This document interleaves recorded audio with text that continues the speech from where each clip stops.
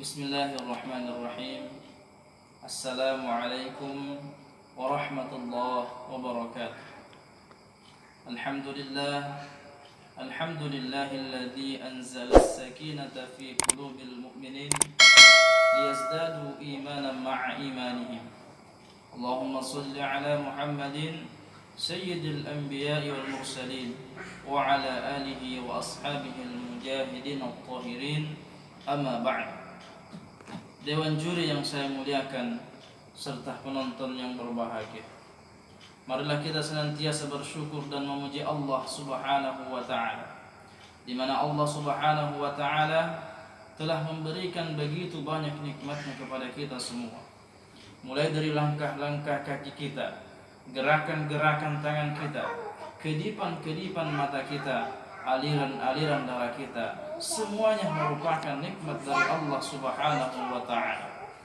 Bahkan nafas kita yang senantiasa kita hirup dan kita hembuskan tak pernah berhenti, itu juga merupakan nikmat dari Allah Subhanahu wa taala, yang intinya bahwa nikmat Allah Subhanahu wa taala yang dikucurkan kepada kita tidak pernah berhenti walau hanya sesaat saja. Olehnya itu sangat patut kalau kita juga senantiasa bersyukur dan memuji Allah Subhanahu wa taala. Begitupun demikian, marilah senantiasa kita bersalawat dengan penuh penghormatan kepada junjungan kita Nabiullah Muhammad sallallahu alaihi wasallam, manusia yang telah dipilih oleh Allah Subhanahu wa taala untuk menjadi contoh yang terbaik untuk kita semua. Semoga kita semua diberikan hidayah oleh Allah Subhanahu wa taala untuk senantiasa bagaimana bisa mengikuti, kita bisa berusaha untuk melakukan apa-apa yang disunnahkan oleh Rasulullah Muhammad sallallahu alaihi wasallam. Dewan juri yang saya muliakan serta penonton yang berbahagia, Allah Subhanahu wa taala sebagai pencipta manusia, sejalan dengan itu tiadalah yang mampu memahami manusia melainkan zat yang telah menciptakannya, yaitu Allah Subhanahu wa taala. Dewan juri yang saya muliakan serta penonton yang berbahagia, sudah menjadi mafhum di antara kita semua, bukan cuma di negara kita, bahkan di negara yang lain pun begitu, bahwa saat ini kita tengah menghadapi satu persoalan hidup yang besar, yakni mewabahnya virus corona. Dewan juri yang saya muliakan dan penonton yang berbahagia, dalam menghadapi masalah manusia, Allah Subhanahu wa taala sebagai zat yang telah menciptakan manusia dan sangat memahami manusia, maka Allah juga sediakan solusi-solusi dari permasalahan yang ada. Salah satu yang difirmankan Allah Subhanahu wa taala sebagai solusi dalam permasalahan kita, yakni Quran surah Al-Baqarah ayat 153. A'udzu billahi minasyaitonir rajim. Ya ayyuhalladzina amanu ista'inu bis-sabri was-shalah innallaha ma'as sabirin. Wahai orang-orang yang beriman, mohonlah pertolongan kepada Allah Subhanahu wa taala dengan sabar dan salat.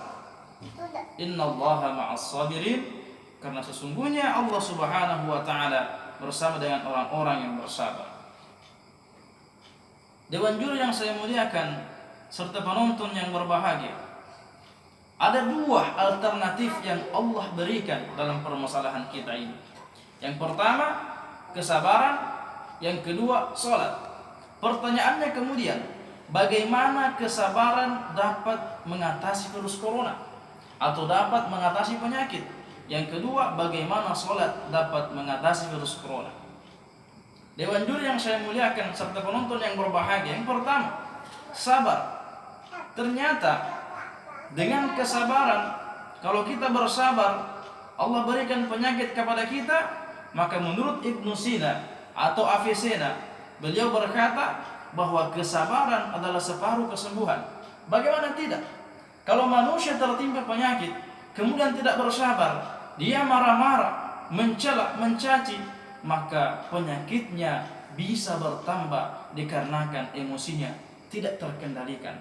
Dengan kesabaran kita bisa menghindari itu semua, dan boleh jadi asbab kesabaran kita bisa menjadi jalan Allah mengampuni dosa-dosa kita. Yang kedua, dewan juri yang saya muliakan dan penonton yang berbahagia, memohon pertolongan dengan salat. Bagaimana salat mengatasi virus corona?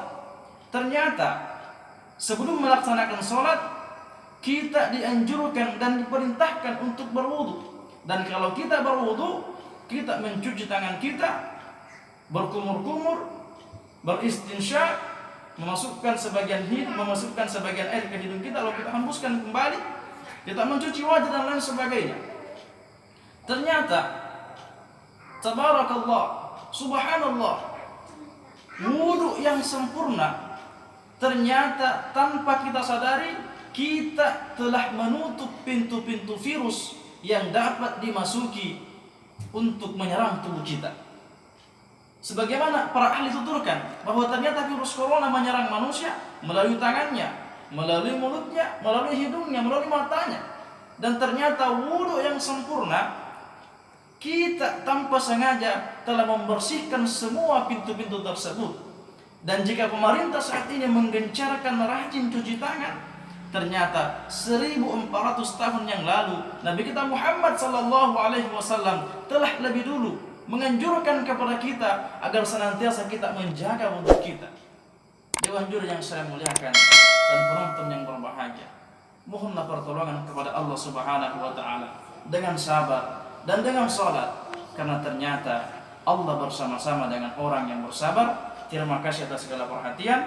Wallahu muwaffiq ila aqwamit thariq wa ila sabilir rasyad wa billahi taufiq was sa'adah. Wassalamualaikum warahmatullahi wabarakatuh.